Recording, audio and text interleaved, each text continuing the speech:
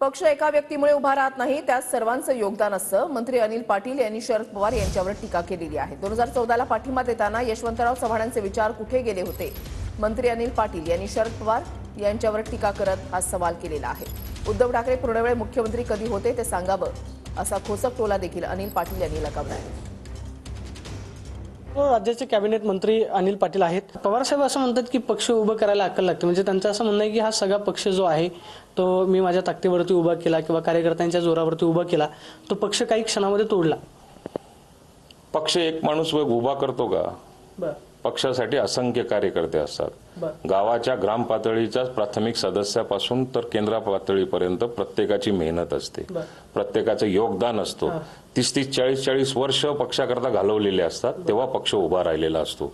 आणि ज्या वेळेला एकमेकांमध्ये जोपर्यंत कम्युनिकेशन राहत नाही, एकमेकांमध्ये विश्वासार्हता राहत नाही, तोपर्यंत पक्ष हा उभा राहत नसतो. शरद पवार काल साताऱ्यातल्या सभेमध्ये बोलताना असं म्हणाले की आज तुम्ही यशवंतराव चव्हाणांचा फोटो जो आहे तो बॅनरवरती लावता, मात्र यशवंतराव चव्हाण कधीच भाजपसोबत गेले नसते. 10 वर्ष आता जे तुम्ही ज्यांच्यासोबत गेलेला आहात ते सत्तेमध्ये आहेत. यशवंतराव चव्हाणांना भारतरत्न पुरस्कार का दिला नाही?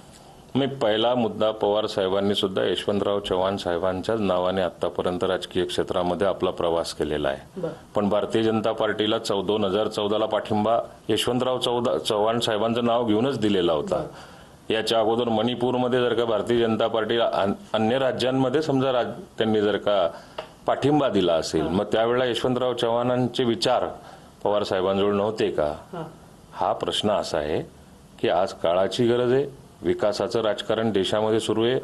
देशामध्ये इन्फ्रास्ट्रक्चर ज्या पद्धतीने आपल्याला बघायला मिळते, युवकांच्या दृष्टीने, पुढच्या पिढ्यांच्या दृष्टिकोनातून आज जो प्रवास केंद्र सरकारचा चाललेला आहे, त्या दृष्टिकोनातून महाराष्ट्राचा त्याच्यामध्ये वाटा असला पाहिजे. उद्धव ठाकरे सातत्यानं तुमच्यावरती टीका करतात की नाही? एकीकडे त्यांच्यावरती भ्रष्टाचाराचे आरोप करायचे आणि भाजपमध्ये गेल्यानंतर ते वॉशिंग मशीनमध्ये धुतल्यासारखे होतात.